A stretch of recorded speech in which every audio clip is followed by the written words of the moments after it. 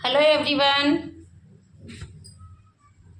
तो क्लास आज हम जो है आपको लिखवाएंगे साखी पाठ के प्रश्न उत्तर।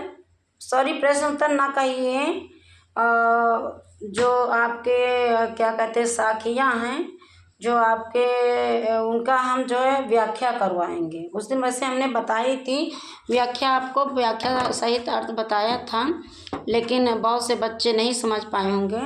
तो आज हम पंक्तियों की लाइनों की जो व्याख्या है उनको लिखवा रहे हैं। तो सारे बच्चे लिख लीजिए। अगर पद्यांश पर आधारित प्रश्न पूछता है तो इसी आंसरों को समझ करके, जो ये आंसर हम लिखवाने व्याख्या जा रहे हैं, इन्हीं को समझ करके आप प्रश्न उत्तर दीजिएगा। ठीक है क्लास? अगर कोई भी प्रॉब्लम आती है, अगर समझ में नहीं आता है, तो बिना संकोच के, निसंकोच आप कमेंट करके पूछो। मैं बार बार कहती हूँ, लेकिन कोई कमेंट ही नहीं करता है, उसमें मेरी क्या गलती है? आपको चाहिए ना कि और पूछे और पूछे और पूछे। जितना आप पूछोगे उतना हम आपको बताएंगे। अगर हमने कभी मना किया तो आप सोचो, हमने कभी नहीं मना किया। हमने कहा जितना आपको फ़ायदा होगा, क्योंकि ना बेटा, जितना हमें खुशी मिलती है सिर्फ और सिर्फ आपका भला करने में। हम आपसे कोई पैसा नहीं मांग रहे हैं, कुछ भी नहीं मांग रहे हैं, बस केवल कमेंट और शेयर यही मांग रहे हैं। चलिए, हम आपको बोल रहे हैं। पाठ का नाम है साखी और लिखा है कवि कबीरदास जी ने। ठीक ना? तो लिखिए, पहली पंक्ति लिखिए, लाइन में लिखेंगे आप। ठीक ना? पहली पंक्ति लिखेंगे लाइन में। बुक खोल कर रख लीजिए, सभी के पास बुक तो होगी ना? हाँ, खोल लीजिए, सामने रखिए सीट पर। अब देखिए, लिखिए ना, पीछे लागा जाय था लोक वेद के साथ, आगे थे सतगुर मिलिया दीपक दिया हाथ। ये पाठ हम पढ़ा चुके हैं आपको, आज लिखवा रहे हैं। तो आप व्याख्या में लिखिए।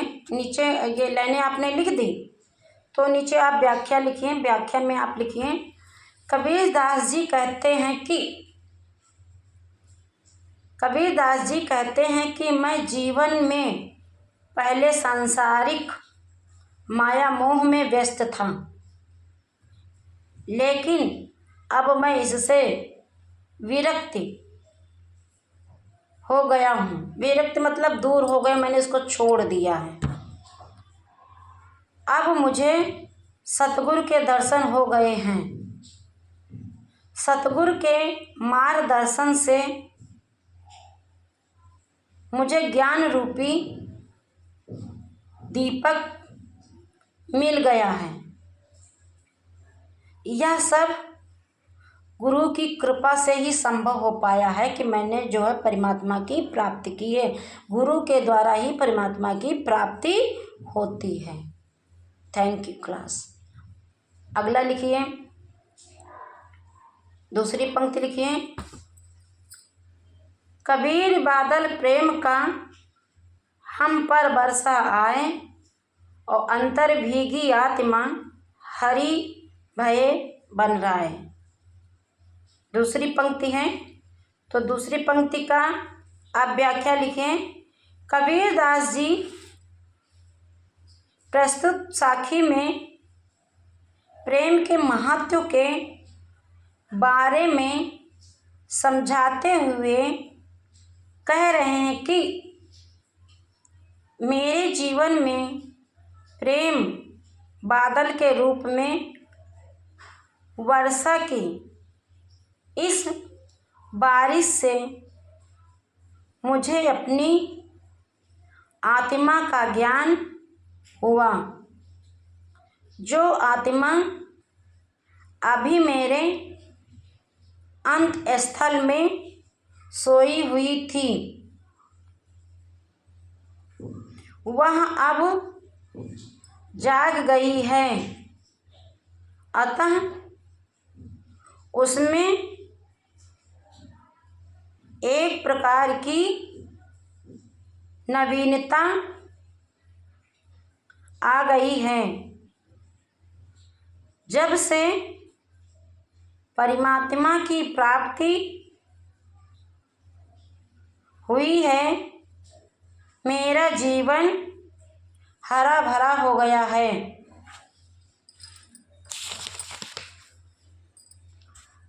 तीसरी साखी लिखिए। तीसरी साखी,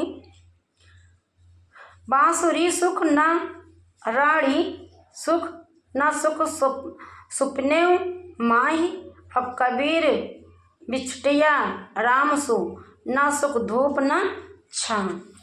तो उसमें लिखिए उसकी व्याख्या आप।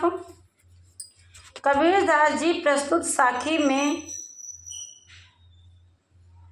आपको समझाते हुए यह कह रहे हैं कि मनुष्य सांसारिक भाव बाधाओं में उलझा रहता है, उसे सुख की तलाश हमेशा रहती है। वह दिन प्रतिदिन रात दिन सुख की तलाश करता है, लेकिन फिर भी उसे सच्चे सुख की प्राप्ति नहीं होती है। वह सपने में भी सुख शांति की तलाश करता रहता है। वास्तव में मनुष्य आत्मा रूपी परमात्मा से बिछुड़ती है तो तभी से उसे दुख प्राप्त हो जाता है। उसके दुख दूर करने का एकमात्र उपाय राम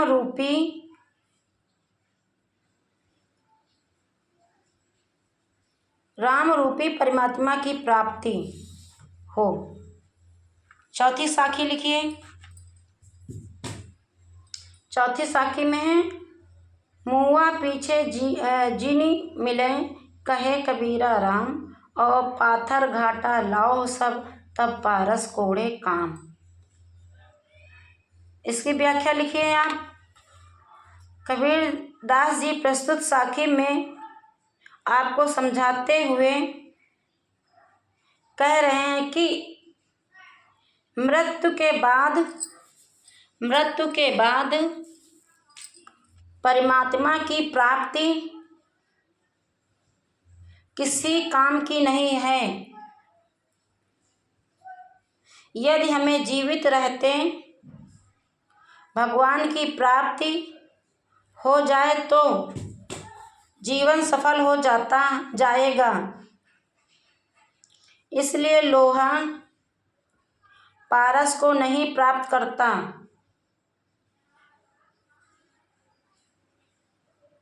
तब तक वह लोहा ही रहता है, और पारस से स्पर्श के बाद ही वह सोना बन जाता है।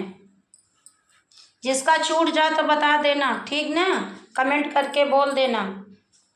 मैं बार बार बोलती हूँ, शेयर करो, कमेंट करो और लाइक भी करो, सब्सक्राइब भी करो। पांचवी साखी लिखे हैं आप।